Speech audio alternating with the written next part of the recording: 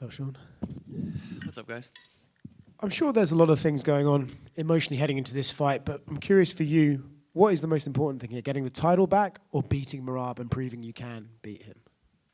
Beating Merab, 100%. Like, I wanted the, even if Merab would have lost to Umar, like, part of me just wanted the Merab fight back. So, the Merab for sure. Is part of that because you feel like you came pretty close to actually beating him first time round, and it's just a couple of little adjustments that'll make the difference? No, it's just losing. Like, after the first Cheeto fight, like, I wanted that fight back so bad, but I was like, I knew I'd get it back eventually. It had to make sense, timing. This one's the same thing. It's just like, I just got to get that one back. It's funny, I feel like the narrative's somewhat changing about your first fight. After the first fight, everyone's like, oh, Merab washed him, you know, it was an easy win for Merab. But now people are going back and rewatching it and realizing it was a little closer, especially that fifth round.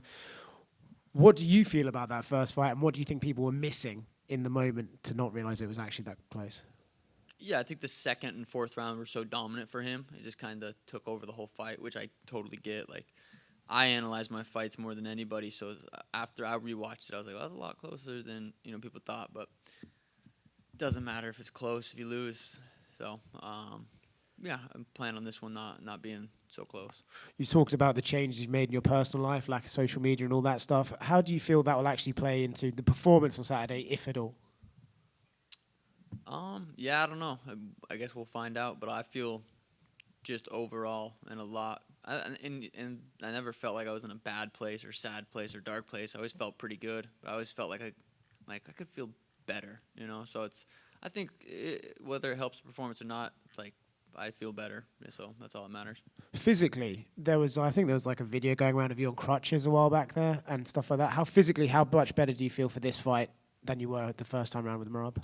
You say crotch? Crutches. Oh, crutch. Like, there's a video going on my crotch. That's not good. Crutches for no, it's yeah, I feel a lot better this fight. This whole camp's been a lot better. Nice. Is your father in your corner for this fight? yeah. Dad's in the corner. His 60th birthday. That'd probably be the coolest gift I could give him. So he's pumped.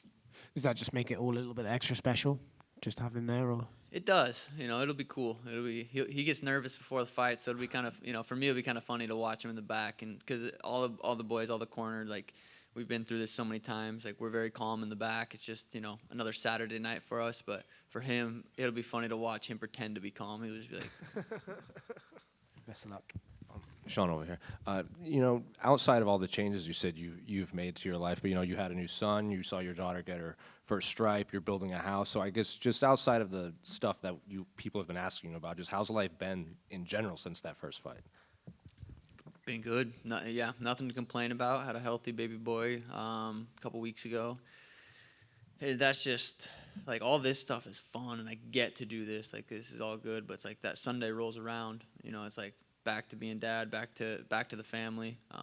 So, that's all this provides to be able to live the life we get to live, and I'm super grateful for it. But, yeah, it's puts it in perspective what life's all about. That line you said you were too attached to that Sugar character that was on the countdown. Is that why you didn't dye the hair or anything for this fight, or you just didn't want to sit down for it? I just didn't want to sit down for it. I love the pink hair. It's fun, but that's a process, and I was just kind of. I thought bringing back the OG hair would be pretty cool too. I think last time I had this was Jose Quinones. The first time I did my hair was June 6, 2020, so almost 5 years ago to the day, and. Yeah, so it was pretty crazy. I thought bringing back the OG hair was cool. Tim's done some interviews. He said, the lighting was weird. Chael said that you were pulled in all these different directions and just all these distractions and everything. But in other interviews, you seem to kind of stop yourself when you could give excuses. You kind of stop yourself. It's in the past. I just kind of want to. It is what it is. I think is what you say. So it feels like. What is that like? Like, you could give excuses, but you just kind of stop yourself from kind of doing that. Oh, no, my hip was my excuse. I've been saying that. I had a torn labrum. It's like, I walked into that cage confident. I was going to beat Merab. I don't regret walking into that cage. He beat me. It is what it is. My performance wasn't as, I rewatched it. There was things I could have done better. But, in the cage that night, I felt good. I just didn't prepare the way I was supposed to because I wasn't able to. It wasn't because I was fucking around doing other things. I was still at a good camp, disciplined, weight was good, everything was good. Just wasn't able to do what you need to be able to do to fight someone like Merab. And Javier Mendez gave an interview after Umar's loss. He said Merab just knows how to win by, like, whether it's showboating or just holding people against the fence and making it look like he's dominating when, you said it's a lot closer than maybe people think. So how is that an accurate kind of description of how Merab wins? Like, he just kind of knows how to squeak out these wins.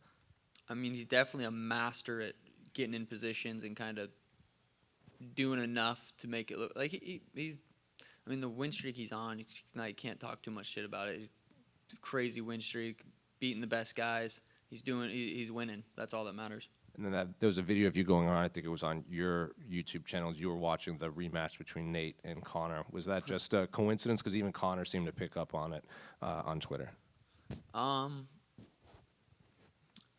I've been just watching a bunch of fights lately.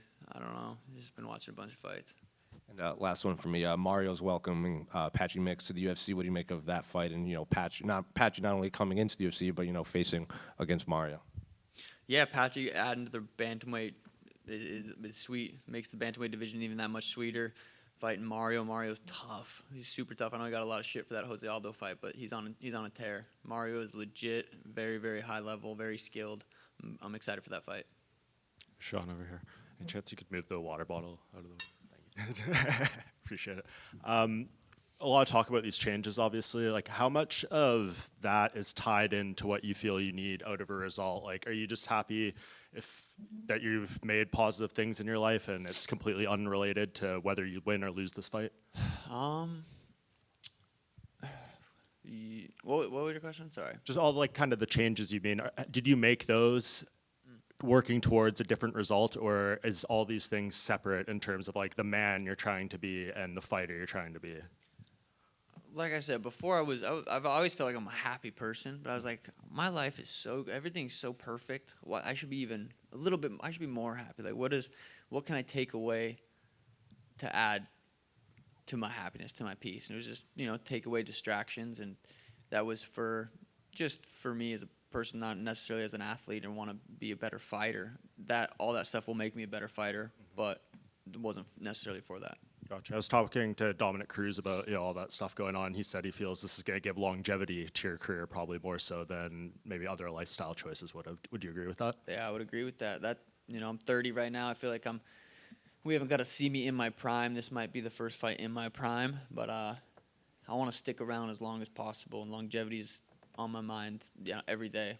Do you feel like you have to knock Merab out in this fight, or do you see options for submission or decision? I feel like I can win this fight in any which way, and we'll see Saturday night. And if you get that belt back, do you feel like this is a trilogy that would need to be completed, or would you kind of look at other options out there? Definitely possible. I like having options. I like it's nice to be able to have options after a fight, so that's possible. Yeah, and just last one, Merab said he wants to have 4 title defenses this year. He's already talking about having 2 more after you. Do you feel like he is giving you your appropriate respect and focus going into this rematch? I can't tell you what that dude's thinking. I don't know if he knows what he's thinking. 4 is crazy. I mean, if anyone could do it, he ain't going to be able to get it done Saturday night, so no. But someone like that could fucking bust out 4 in a year. Sean, right back here. Sean, over here. After you win your fight against Merab, if you win, what are your plans? Training with Adesanya is something that you will keep? Izzy was just in Arizona. He hit me up. I said, pull up to the gym, hang out, and that was super cool. We live very far apart, so probably won't train with him much more. But just back to work. And who is next? Do you have someone in mind? Maybe Cory Sanhagen? Like I said, the Merab trilogy could be there. Peter Yan rematch could be there. Corey could be there. There's so many options after this fight, but pointless talk about until maybe Sunday rolls around. We can answer that. And is it possible that maybe in the future, if the UFC fans asks for it, we'll see the Sean O'Malley and Chito Vera trilogy? Did you see that last fight? Probably not. Okay, thank you. Sean, the last time you came off a loss was when you finished Thomas Almeida and you went on that crazy streak to become champion. During this camp, did you ever reflect on those times, think about what it took to kind of buckle down and do what you did there and prepare to do something similar? No, I definitely, yeah, the Thomas Almeida fight was one of my favorite performances, one of my favorite knockouts. So, coming off that loss and coming back to that performance, definitely, I've watched that fight back a few times and would love to Thomas Almeida Merab. And I respect the life changes that you made, and I'm assuming that they helped you in other ways other than your professional MMA career. Did you feel refined, healthier in other aspects of your life? And if so, what were they? I just feel more slowed down. Like life's just a little bit slower in a good way. Thank you. Is like kind of on that same note, do you feel like maybe you're able to be more present with especially your family now that you're kind of maybe not distracted with that persona, that the Sugar Sean persona? 100%. What in what ways? Like, are you just doing more things with your family, or like, how does this kind of manifest? I just feel like I'm not, you catch yourself, even if I catch myself driving, like kind of surfing Instagram, like, what the fuck am I doing? Just like catch myself and doing stuff like that. Or like playing with my daughter, surfing X, like, what am I doing here? So I feel like it just, limiting those distractions, definitely more present with the family, with training, with friends, just in general. And it just seems like in general, you got your father in your corner. You're talking about a lot better times with your children and that kind of thing. Do you just feel like you've grown a lot closer to your family, especially now that you're 30? I enjoyed my 20s. 20s were good. I feel like 30 was time to really grow up, and I'm very happy with how my 20s played out. I was able to stay dialed. I stayed disciplined. I was always focused. I never was lacking in fight camps, and never was an issue. Just now I feel like I'm just evolving. Do you think you would have gotten there if maybe that fight in September didn't go the way it did, if you'd won that fight? Yeah, I do. I do think I would have gotten there because I've wanted to do that for a long time. I think that just kind of either pushed it forward, but I do think I would eventually have gotten to this spot. But you never know. And then one more question about the fight itself, the fact that this is a rematch. You're no stranger to rematches now. How much do you kind of, especially from your first experience with Cheeto and everything, how much do you draw upon the fact that you've had time in the cage with this person to be able to help you in this case? Yeah, I mean, we both had 25 minutes together, so if it helps me, it helps him. But he didn't get the best version of me, so I don't know if he's overlooking me. I don't think he is. I think he knows this is a tough fight. But yeah, I feel like I got a good version of Merab. I think he's in his prime right now. He's had the best performance of his life against Umar. But I don't think he got the best version of me, so I think I can surprise him. Actually, one more question. I mean, we've seen you kind of have some fun in the cage, too. You like to whip out the basketball moves and that kind of thing. Are we still going to see that if you're feeling it, or is that kind of past now? It just comes out when it comes out. I don't plan that shit. Okay, thank you. Just to kind of play off the theme here, I guess, when you gave up these things, you said you were more present, but did you pick up any, like, new hobbies? Did you start, maybe reading more? Was there anything that to pass the time? Definitely been playing some poker. Okay. Poker with the boys is a hell of a time. It's but pretty much it. Other than that, everything else is just a little poker. Was there one that was harder to quit than the others? What's your full list of changes? I mean, what's your list, and which one was maybe the hardest one to give up? They were all, I haven't had an issue with any of them. It was just like, I'm just done with them. Now we're here. That's gaming, social media. Anything else? No, that's about it. Over here. Last time I asked you about Dana White privilege. Do you think that concept still plays a role in how fighters get opportunities in the UFC? I don't know. You have to ask Dana that, but they see potential in people, and if you give the UFC opportunity to if you go get some sweet knockouts, they're gonna post them. It's gonna be all over. You do some sweet shit, they're gonna post it. They can't make that shit up. That shit I did. Like, I've earned where I'm at, and super grateful for the UFC. Yeah. One other question. Your coach Tim Welch recently said Merab is the best bantamweight of all time. Do you also believe that? I do. Yeah, Merab's the best bantamweight. I think Aljo was at the time I beat him, and I think Merab is right now too. All right, thank you. Sean, obviously this McGregor thing kind of blew up online, and you watching the Diaz fight. I wonder, like, what do you gauge? I haven't seen it, to be honest. Fill me Right. in. Oh well, of course you're not on social media. But what do you gauge when you watch that fight? Because I can't think of it as being like a particularly similar matchup stylistically or anything to this rematch between you and Merab. But so I was watching a Connor Nate. I don't know what you're talking about, but Yeah. I want to tell me what. No, but basically, like this footage of you watching the Conor Nate rematch. Like you mentioned, you've been watching a lot of fights. What is it that you gauge from watching that fight in particular? I mean, it doesn't seem like a super similar fight to this one coming up on Saturday. No, yeah, I just been watching a bunch of fights. I didn't even know there was like some. We just have cameras recording so much. I didn't realize like that was a moment that got captured. I've been watching a bunch of fights. Been watching some rematches. Watched Chuck versus Randy, which I've never watched Chuck Liddell fights. Like obviously I knew who he was, but So I've been watching a lot of old school fights. It's been cool. But yeah, I've always taken inspiration from Conor fights. I watch Conor fights more probably than my fights more, but I've watched a lot of Conor fights. But what did Conor say? Well, he was very complimentary. He was basically comparing the way you're preparing for this fight to how he prepared for Nate too, and it seems as though the relationship's back on track between you two. Hell yeah, I'll take it. Are you happy about that? Like obviously I know it's been rocky with you two, but it seems like now all good again. I'll forever be a huge Conor fan. I feel grateful to be able to watch his come up like in my generation. Like I watched it happen. So I think we'll look back. I mean, he had one of the craziest careers. So it's cool to be able to watch it happen. While I was getting into the UFC and everything. So yeah, I'm pumped that the relationship's back to good. And last thing, just you've had a pretty star-studded kind of camp, and people talked about Izzy before, and I know that Demetrius Johnson was over as well. How much I'd imagine DJ probably you can gauge a bit more because he's more your size and someone who can better replicate probably what Merab can do. But how much does it benefit having sort of A-list names like that in the camp?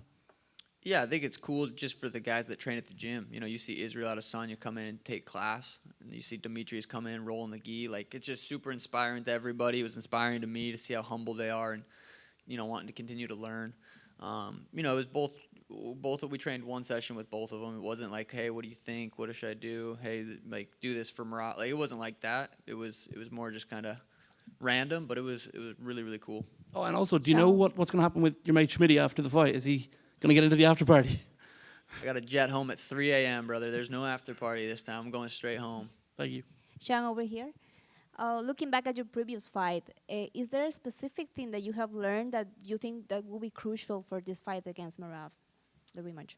I go with this kind of mindset every fight. It's like every time I fight someone, most of the time, it's like for them to take me down. Like, don't let him touch me. Don't let him touch me. If he doesn't touch me, I win the fight. So it's the same mindset I win with Aljo. I just saw a video of you and your team doing this atmosphere of the fight. Whose idea was this? It was something to motivate you or to manage the pressure of this rematch? Yeah, no, it's Tim. Tim said, hey, we started training later in the afternoon. We've never sparred that late, so we just did a whole simulation, kind of the walkout, stood in the cage, waited for a little bit, and just simulating it, kind of visualizing it.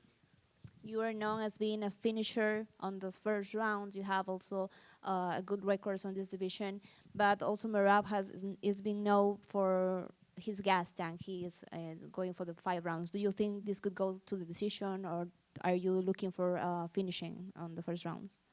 I would not be surprised if I finished him. I wouldn't be surprised if we went 25. I'm prepared for it to be a war. Thank you. Yep. Thanks, guys.